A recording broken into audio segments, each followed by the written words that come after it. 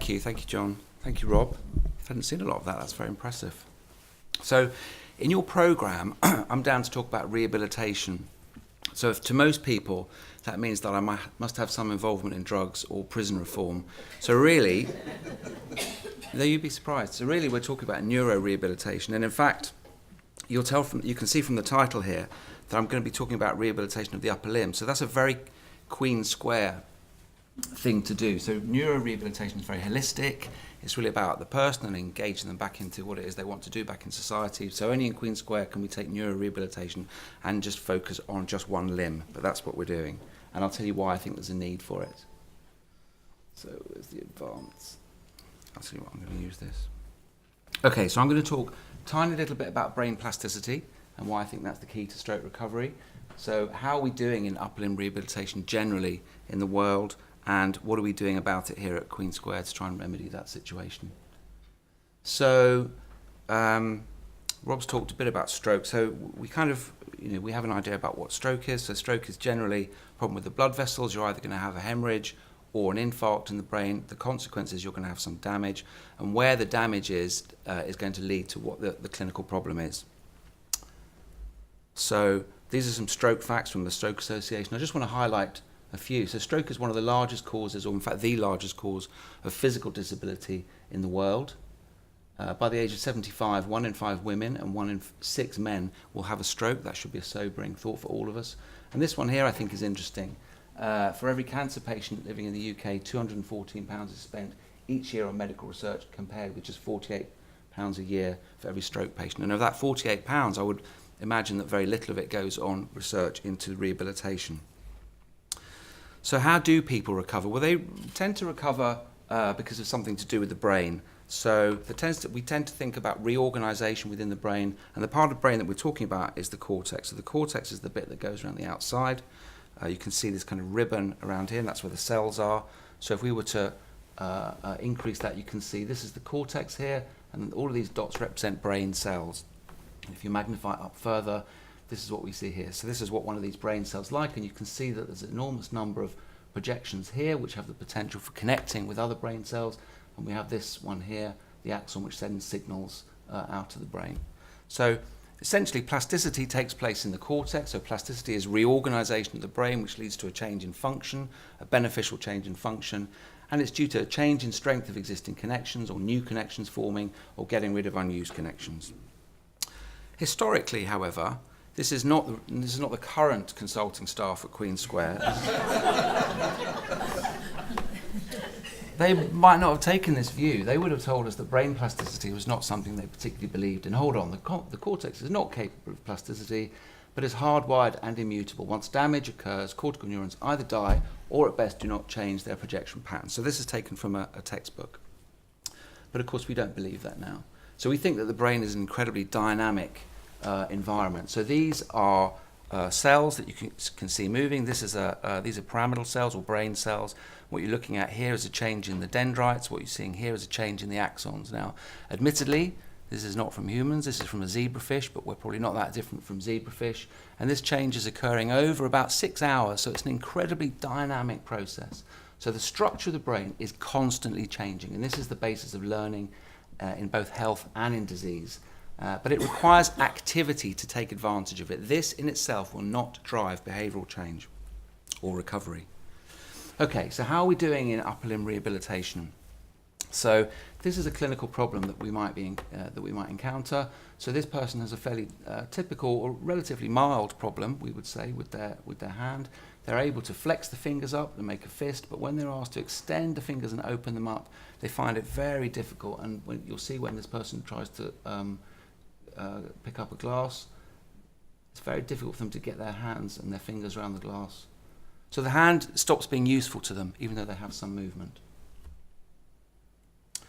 So I would say that upper limb recovery after stroke is unacceptably poor. It's a common condition. About 3/4 of patients who have stroke have some symptoms that involve the upper limb. In terms of prognosis, this is a relatively old figure, but this is from Derek Wade, and it suggests that 60% of patients who don't have a particularly good arm at 1 week post-stroke aren't going to recover a useful hand at 6 months.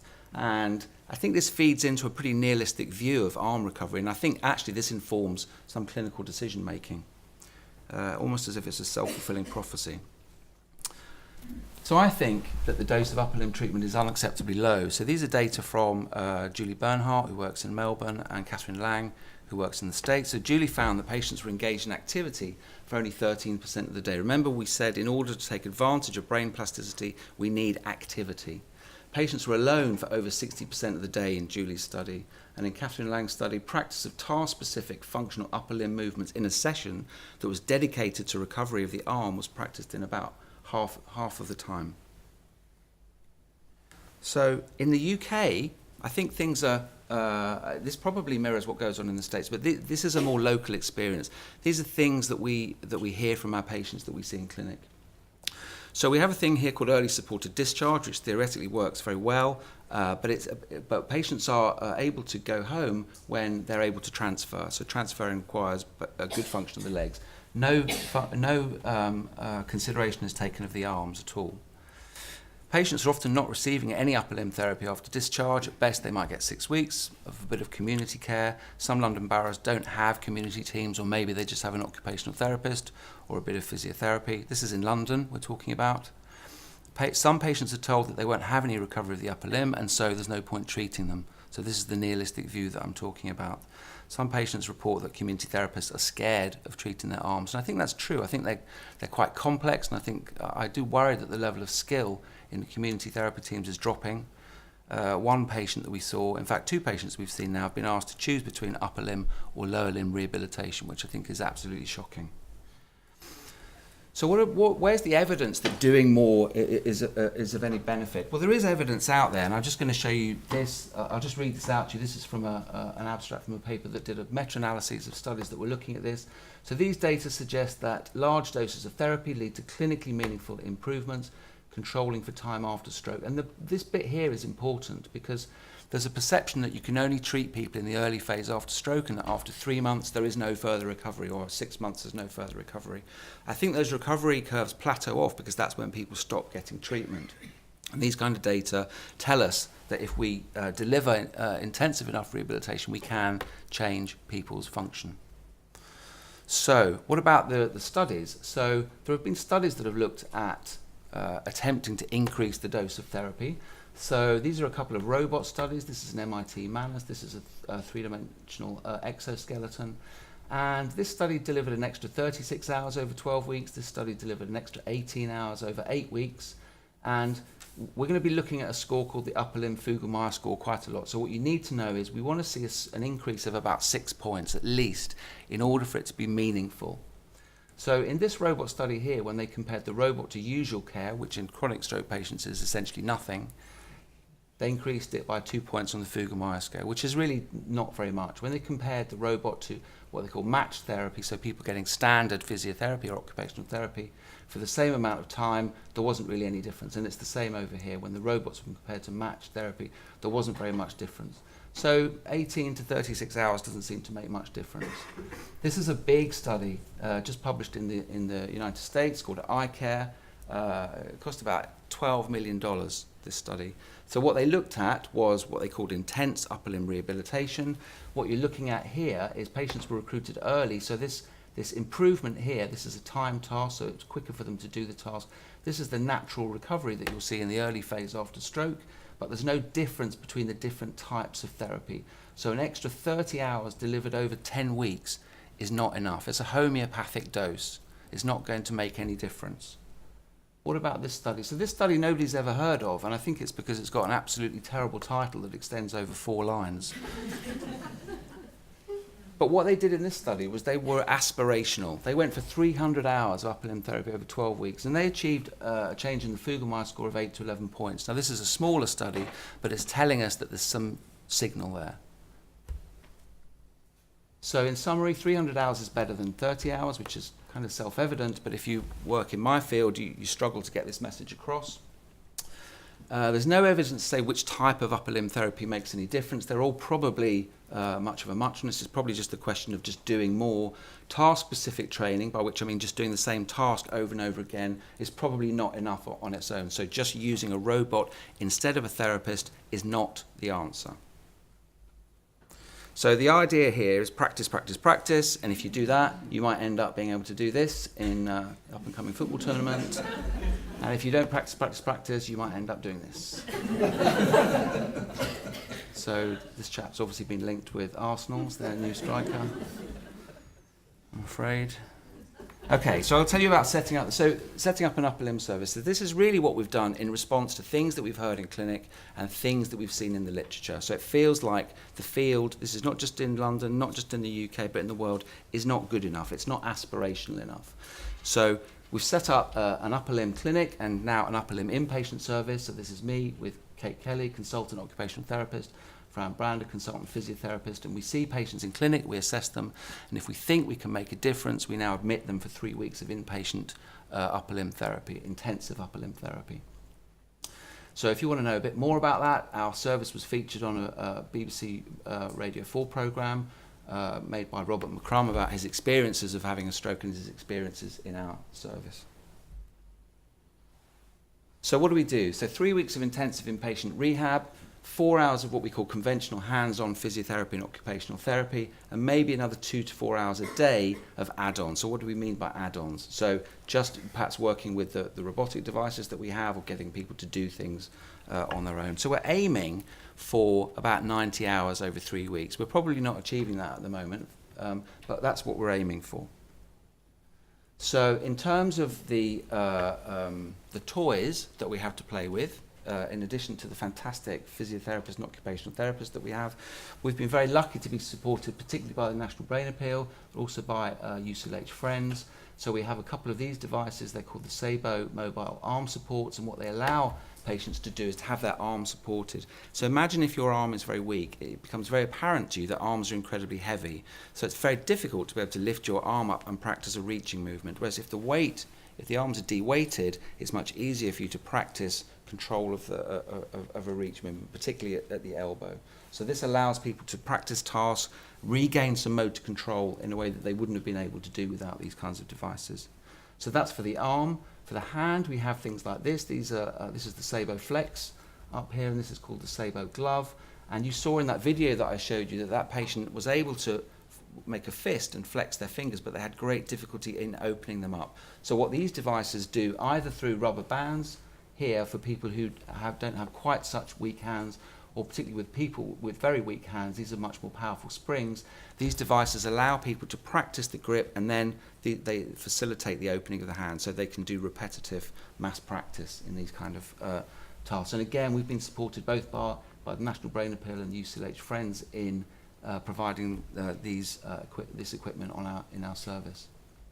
We have some more high-tech devices. So we're the first NHS hospital to have one of these 3D exoskeletons. This is made by a company called Tacoma, and this allows people, again, it de-weights the arm, but it allows them to move in 3 dimensions, and it's linked up to a screen there where they can play various video games, the most popular of which is to shoot pirates for some reason.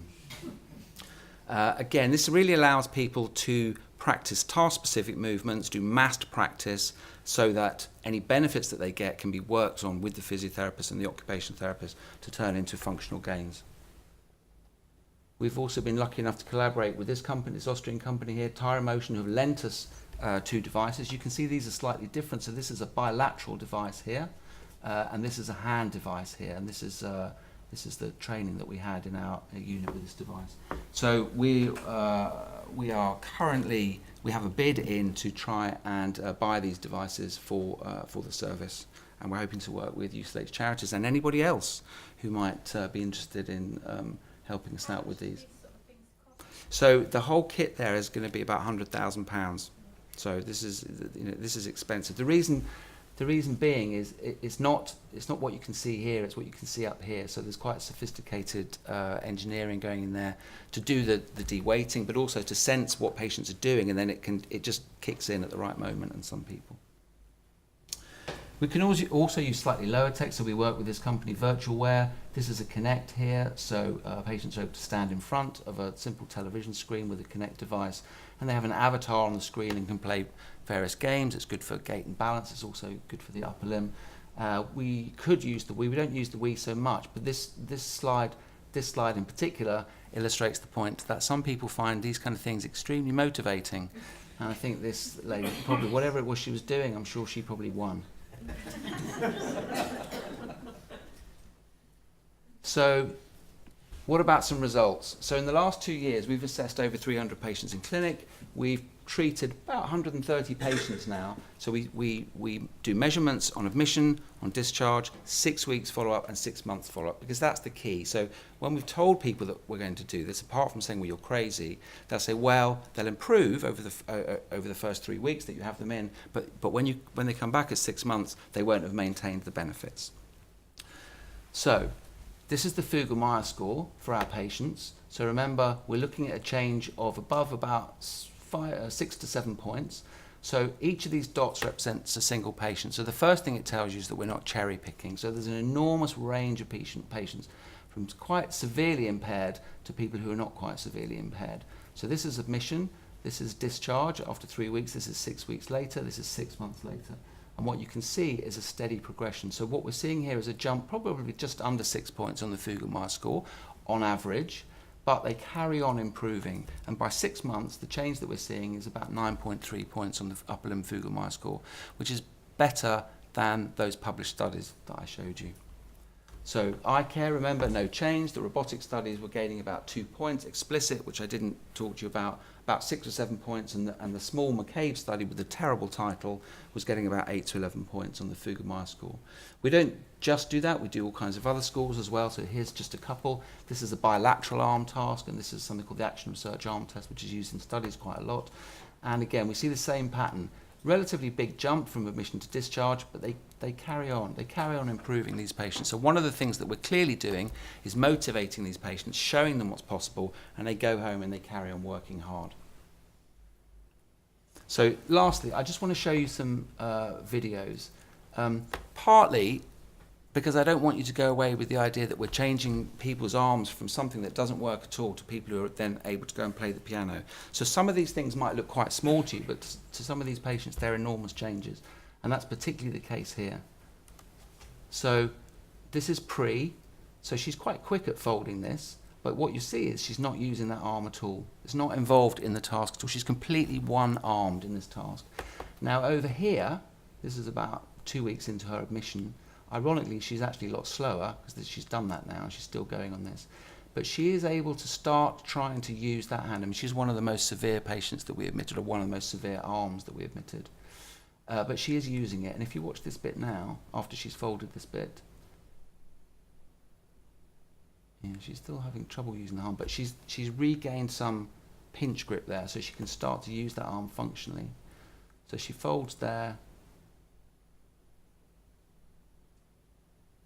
and then, there you go, spontaneously puts the arm across and uses it to do the last fold. And she wouldn't have been able to do that with the arm before. Now, admittedly, she is a lot slower, but when she goes home, she now has something to work with, so she can then carry on working on that task at home. Here's a young girl that we admitted. One of her goals was to be able to tie her hair back. If you watch here, she's moving her hand up to her hair, but it's not participating in that task at all. I don't know if you can see that, if I move that pointer out of the way. So the hand is staying clasped, it's just rubbing up against the hair, and it's not contributing at all. Whereas if you look on this side here, that hand is participating fully in that task of tying her hair back, putting a band around it. So she did extremely well.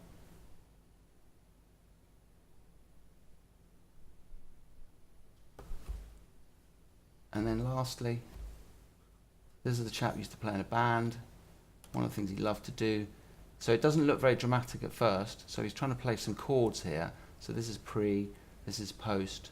Doesn't look like there's very much difference here. But at some point, he can extend the whole wrist there and extend that little finger and then move those fingers individually, which is an incredibly dramatic change.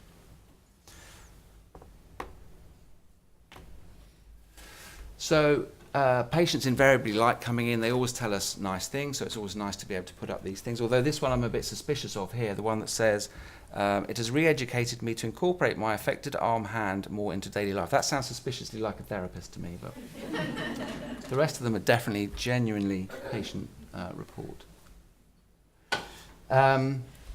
I just want to point out that this kind of work is done in the context of an organisation that we've set up here at Queen Square, or UCL Partners, called UCL Partners Centre for Neurorehabilitation, and it really aims to become a collaboration between clinicians and researchers within the remit of UCL Partners. The aim is to improve the lives of people with neurodisability by delivering solutions to major challenges in neurorehabilitation care, research and education, and really just bringing people together kind of in this context so that they can have the kind of discussions, find out the amazing things that Rob was talking about, and so that we can keep on working together.